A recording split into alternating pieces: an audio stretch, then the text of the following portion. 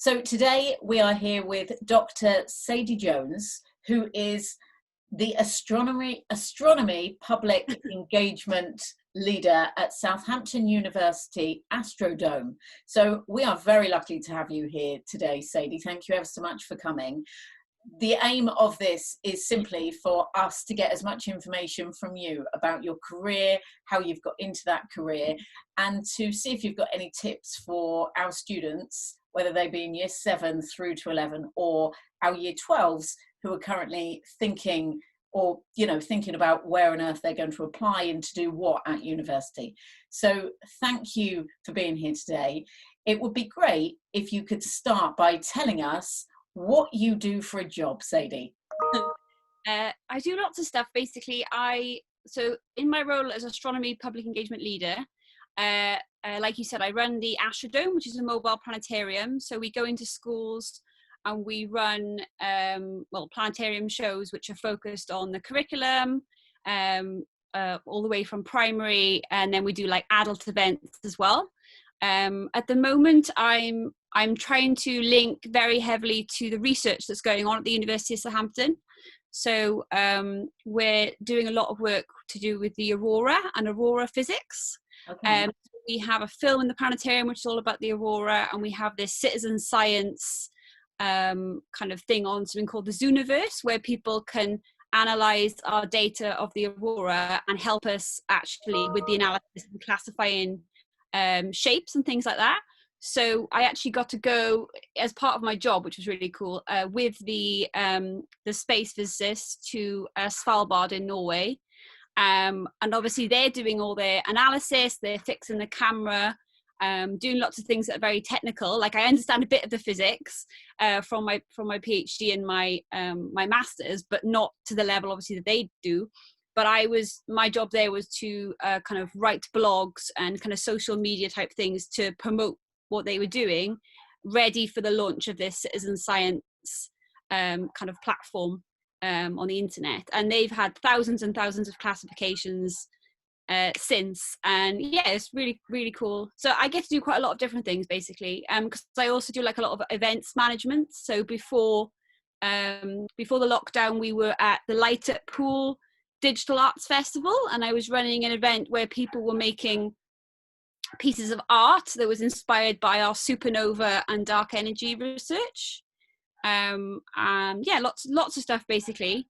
And I got into this job while I was doing my PhD at Southampton on black holes, and I really liked doing the research, but I realized that my favorite part of the job was talking to people about the research, not necessarily doing that kind of data analysis where you're kind of, on your own, just looking at a computer screen. Like it didn't really suit my personalities. I did get to the end of the PhD, thankfully, but I gave a lot of talks during my PhD in schools about black holes, and I think it was a two-way kind of joy from that, because the kids would always be really excited about black holes, and that renewed my excitement, because a PhD is really hard and it took me 4 years, and there's many times where you feel like, why am I doing this?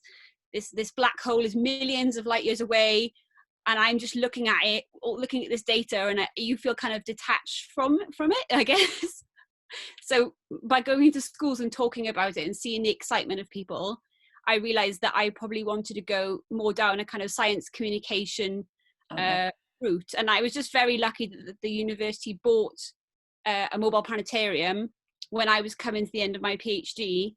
That's and they lucky. had funding from a charity to actually allow me to do my job that I'm now in. So brilliant. So when did you know that this was a path that you wanted to go into, Sadie? Quite late actually. So when I was doing my GCSEs, I had big dreams. I did kind of play with the idea that I wanted to be an astronaut and things like that. Okay. But I was doing physics, and I had very good teachers, very good physics teachers and kind of maths teachers, but I didn't really kind of seriously think maybe that I would do that.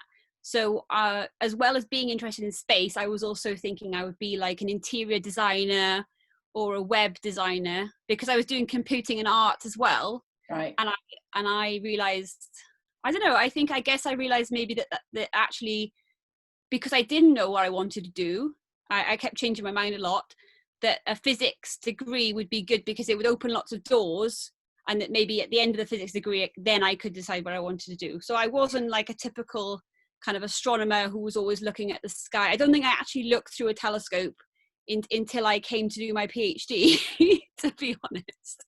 Interesting. So Yeah. so where did you then study physics? So my A levels, I did physics, maths, computing and art A levels. Okay. And at that time, at A level age, I was still thinking I was going to go along a kind of more creative route, but using computers. I kind of spied that computers were the future. Yeah. But again, it just shows the influence of teachers, because my computing and art teachers weren't very good, to be honest, and my physics and math teachers at A level were amazing. And I think I ended up doing like a work experience at Cardiff University, only for a week, and I just absolutely loved it. So I was like, this is what I want to do, and even if I can't go into space, at least I can, learn about black holes and astrophysics concepts. I didn't think that I would end up kind of having astrophysics as my job, to be honest. But I just kind of kept, I was very lucky that I was able to just kind of go with what made me happy, without necessarily thinking of a job at the end of it, if that makes sense. I just knew physics was a good one, that lots of employers will see a physics degree as, a very positive thing. So. Okay. So then where did you study your physics degree?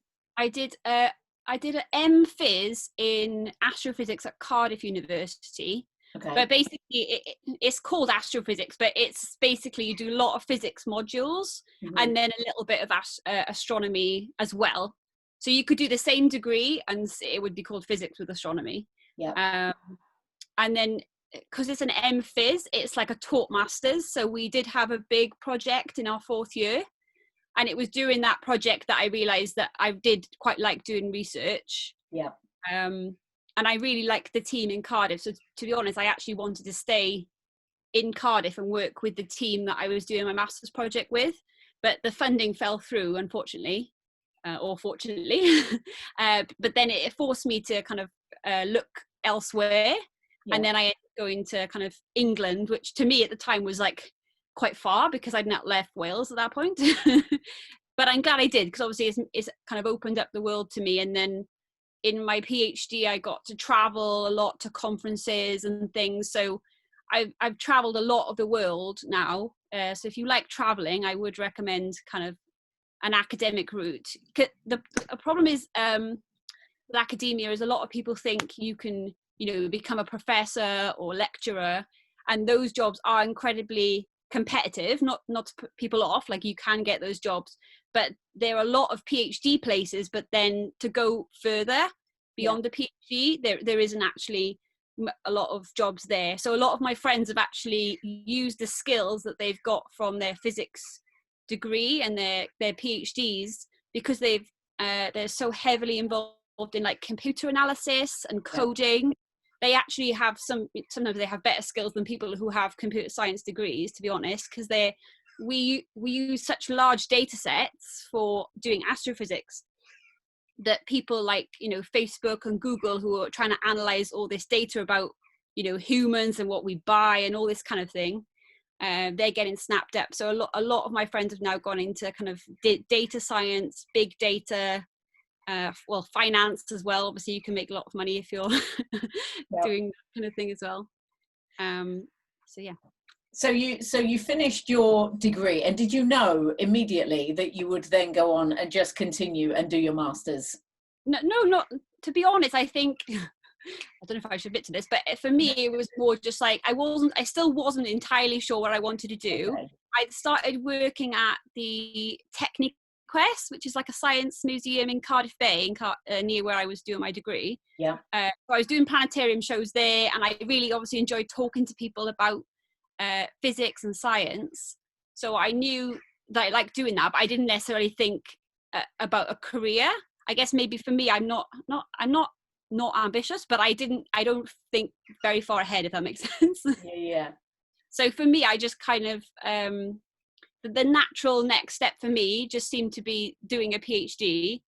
And because there was at the time a PhD place available in Cardiff, working with the people I was doing my master's with, I just said, okay, let's do this. But it obviously was very upsetting for me when that funding fell through, and I was like, oh my gosh, what am I going to do now? But yeah, luckily that there was still PhD places available across the UK. So yeah. So it sounds, I mean, it sounds like you've got an amazing job, Sadie. And it sounds I do. I have lots of freedom as well. Like any kind of interesting project that comes up. So like at the moment we're running, it's called, it's the Southampton Astro Art Competition. So because we normally have exhibits of people's art, which is inspired by our supernova and dark energy research, we've now made this into a competition, and we're making colouring in sheets and all these things. But yeah, I'm very lucky. My boss allows me to kind of have lots of kind of creative, crazy ideas. And I think that's nice for me, because I did always think of myself as having a kind of creative, mind. More so than thinking I had a physics mind, if you like. So what would be the challenges in your day-to-day role? Well, normally, I mean, I guess for being a woman in a physics department, that's possibly one of the challenges. Okay. I mean, there aren't many women. I mean, I was just on a call just now with the astronomy group about, all our efforts to try and improve diversity, not just of women and BAME people in academia, but there isn't as much. I don't think that's ever really necessarily been a problem for me, but it does. I guess it does affect you on some levels. The other challenges, I guess, is for me is organizing myself and not trying to get. I can get very excited about a little project I'm doing that's really, really cool, and just totally go off on a tangent and forget the kind of more boring admin-y kind of things of the job. Especially now during lockdown, because we're having to analyze a lot of our kind of evaluation data and things that I've been putting off literally for years. and we're having to kind of analyze that now, obviously while we have the time. But I think there isn't really much else, to be honest. It sounds like you enjoy what you do far more than, have challenges and things that you don't enjoy. Yeah, I think, I mean, I think I really do love my job, and I think it's not, I don't really see it as a job in a way. It's not a chore. I can sit there and think of creative ideas, but I think I do have a lot of freedom from the university, and we are very lucky because we also have a physics kind of public engagement person who's my boss. So it's quite rare in universities to have kind of two outreach people within a department. So I'm very lucky that I am that kind of second person. And hopefully, fingers crossed, with all this coronavirus, I'll still be employed.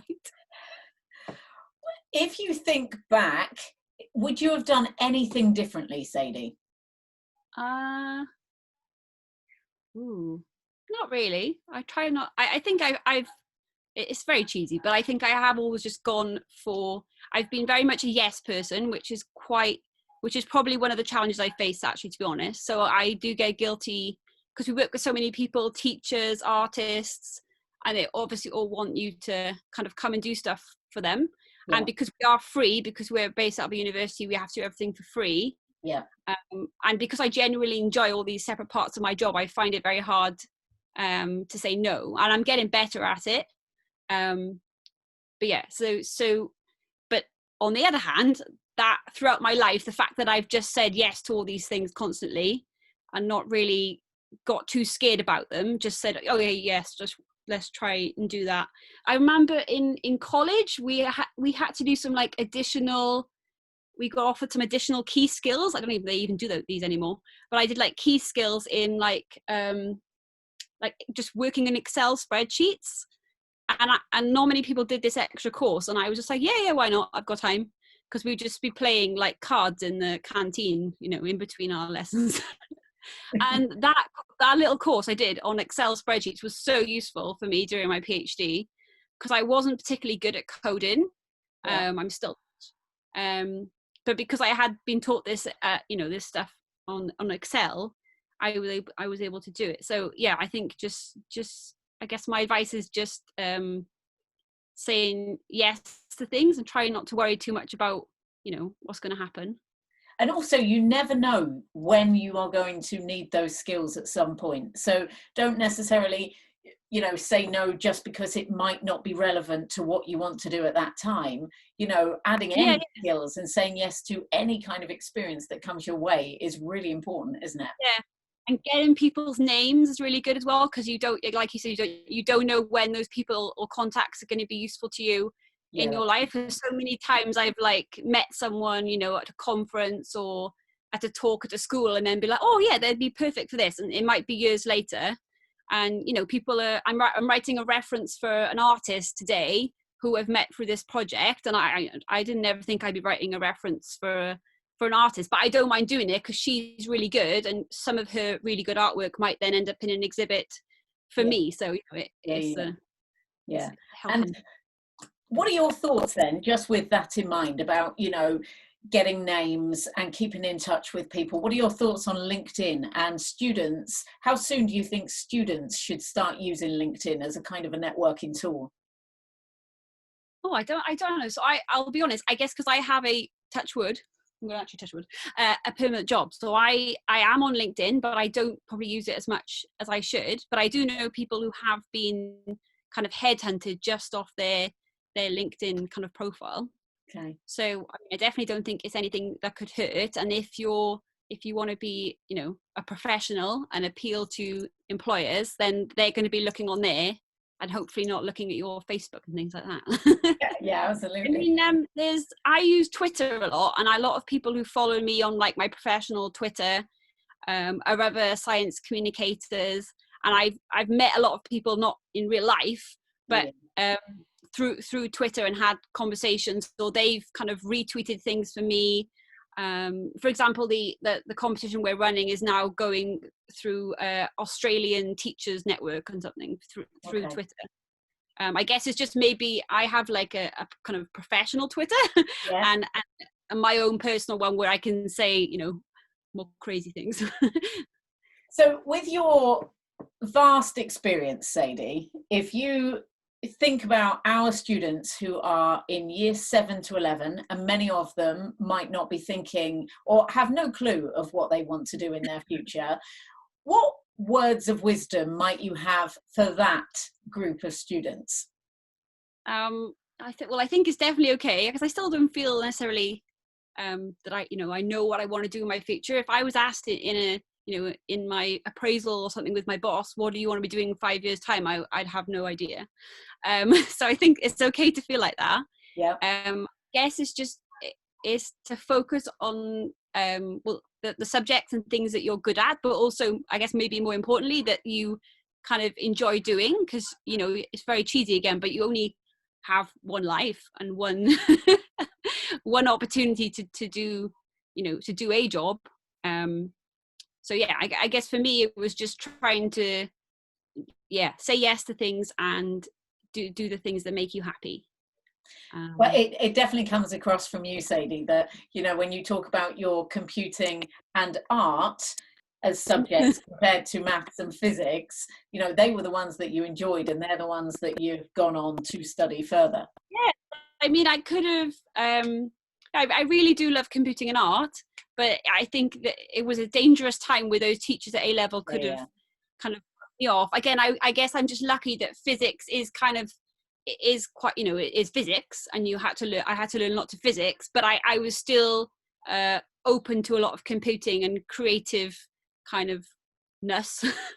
Because for me, the images from the Hubble Space Telescope came out around the time I was kind of thinking about what I wanted to do for A-level, and I was like, you know, they're so beautiful, and again, it's very cheesy, but like I could see the kind of creative aspect of space and all that kind of thing. So it's like, maybe I can still go down that route. And yeah, I'm just very lucky that I'm still able to be creative within a physics department where you might not think that exists. And if you go back to when you were in year 12 and you were applying to university, any tips that you would give to our current year 12s who are thinking, oh my goodness, which university should I go to? Which course should I apply to? What should I do? Any tips for them? Well, I know for me, again, it's quite a while ago that I was doing this, but I have found a book recently actually where I had like pros and cons of each of the universities. But to be honest, it wasn't until I actually visited them on the open days, which again, I understand is quite hard to do at the moment. But it wasn't until I actually went there and had a feel for them as a place and spoke to the actual kind of undergrads and PhD students. But I think if you do go to those open days, make sure that you do speak to the undergraduates, because they're the ones who are going to tell you, and they're probably going to be quite honest about it, because not that academics are not going to be honest, but you know, all the universities are going to be trying to sell themselves to you. So if you want an honest opinion, make sure you speak to the undergraduates. And I think that the three universities that ended up being in my top three were all ones that I'd been to the open day and had a really good feeling for.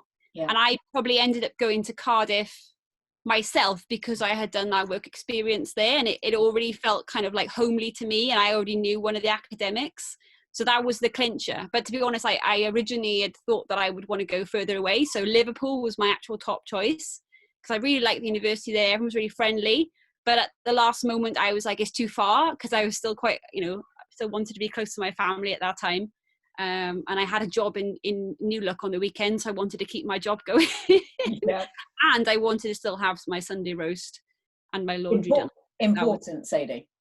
Yes, I guess it's just making sure it's a compromise between what's really important to kind of you as a person, and also, you know, which university you think you're going to have the best time at. Obviously, you should look for, you know, the teaching.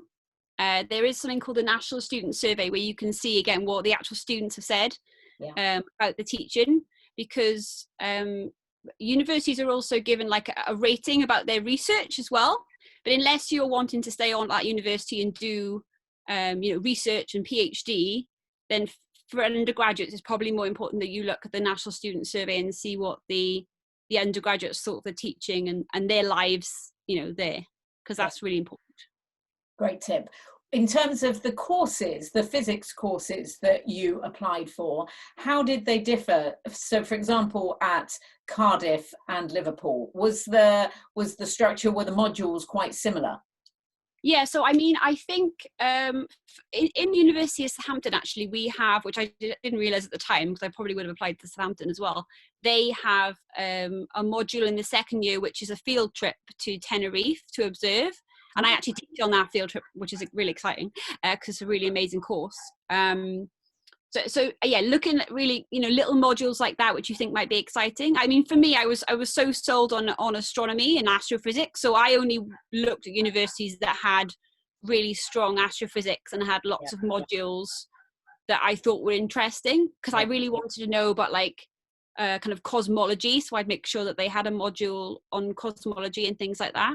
But to be honest, if you weren't sure, or as sure as me, and maybe you just want to do physics, you can always do these kind of optional modules within the department, and even sometimes outside the department. So I know some people have done like an optional module in like Spanish or poetry or something as well, just to mix it up a bit.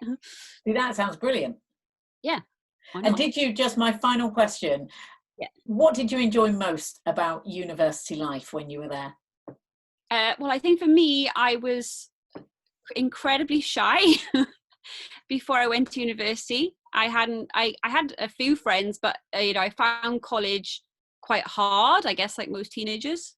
And I didn't, you know, I was very insecure and very quiet. And yeah, university just converted me to a totally different person.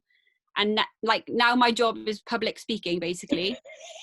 And like even my parents, because I'm here with them now during lockdown, like they just like they're still in shock, I think, even though I've done this job for 10 years, but this is my job now. So yeah, it changed my life basically. So what do you think it was then about university and university life that took you from being quiet, shy and insecure to being now a public speaker? What was it, do you think? I guess it's just the people. You meet lots of people who are like, you know, your people. They're like a lot more like you. They have very different, very, very similar interests. And then also like, I guess it exposed me to the world. And I started during university, I did like Camp America every summer. the first summer I actually worked in a factory here in the South Wales Valleys, and I saw people there who I guess had been there since they were, you know, in school, and they were happy, but I was just like, this isn't for me, and I was like, I don't want to do this next summer, basically. So I went to Camp America, and then again I was with people from Australia and obviously Americans, so it just like opened up the whole world. Yeah. And I just I've just got more and more confident, which is great, because I used to be so I can remember, like, there was like a crystal, and I'm not very spiritual, you know, necessarily, but I can remember finding a crystal that was like this pink crystal that was meant to give you confidence. Like, that's how shy I was, and I'd like hold it just because I was so, you know, I was so shy. And yeah, so university definitely changed me. So, and obviously just the socializing and going out, and yeah, obviously that's just one part of it. You should go to your lectures as well. Of course, very important. Thank you so much, Sadie. I'm going to end it there because that is a great place on which to end it. Thank you so much. That will be of great interest to many of our students across the school and in the sixth form. So thank you so much. And I know that I will be coming to you as our sixth form to maybe get some information on how we can help our, you know, wannabe astrophysicists in the future. Yeah, happy to do that. Thank you. Thank you very much, Sadie.